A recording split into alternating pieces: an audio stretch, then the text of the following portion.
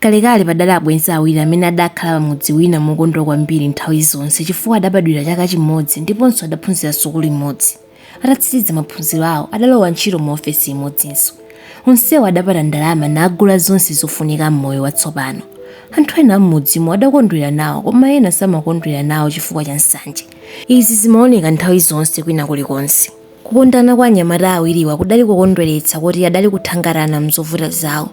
Zochitika zawo zambiri zinali kuyenda bwino. Atagwira ntchito yawo zaka zingapo ali kugonera kumudzi adawuzidwa kuti azikakhala ku tawuni kuti azolowere moyo wina wa mtawuni. Iwo adali okondwera kwambiri chifukwa chakuti adalekana ndi zovuta zakumudzi ndiponso kuti tsopano adaphunzira moyo wina watsopano. Adakhazikika ku tawuni ndipo nyumba zawo zidali zoyandikana ndiponso ubale wawo udali wosiririka ndi anthu ena omwe adawapeza ku tawuniko. Akukhala ku tawuni kuja mnyamata mmodzi adasintha makhalidwe ake. Iye adayamba kumwa mowa mwachidakwa. Mkazi wake adayesetsa kumuletsa kumwa mowa koma adalephera. Mnzake ujaso adayesetsa tsiku ndi tsiku kumuletsa kumwa mowa koma nayenso adalephera. Ubale wawo udayamba kufowoka ndi kubwerera m'mbuyo. Chichewa chidasintha akamacheza ndipo kachidani kadamera mizu pakati pawo. Nanga ndi chifukwa chiyani kachidaniko kanali kodza? Yemwe adasintha makhalidwe ankati, bwanji uyu akundiletsa kumwa mowa. Kodi mowa umenewo sindikumwera ndalama zanga? Kodi ndikugulira ndalama zake? Tsopano samafike pa nyumba panga pano chifukwa chimenechi ndi chipongwe chachikulu chomwe sichinaonekepo. Anthu ena kuti aone kuja amene adaona chikondi chawo kuti chinali kusintha mangozizwa. Ena ankati kukhala kwa munthu koma kumeneko. Wakumwa mowa adayamba kufika ku ntchito mochedwa maso ake ali pshu ndipo mu ofesi fungo la mowa linkangoti guu.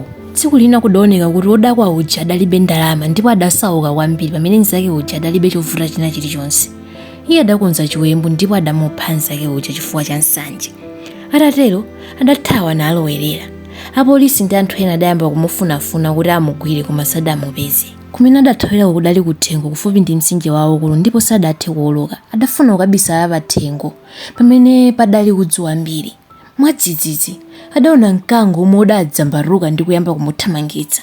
Iye adathawa nalunjika ku mtengo waukulu omwe udali pafupi ndi mtsinje uja. Mwansangansanga adakwera mu mtengo monabisala. Mkango uja udayima patsinde pa mtengowo. Iye adaganiza zosunthira nthambi yomwe idali cha ku mtsinjewo kuti ataphuluza mkugwa asafikire mkamwa mwa mkangowo. Akuti azikhazikika pa nthambiyo adaona chinjoka chachikulu chitakweza mmutu chikumuyang'ana mwaukali. Adathunthumira naganiza zodziponya mu mtsinje waukulu uja koma adaonanso ng'ona zikusambira pafupi ndi pomwe adagwerapo.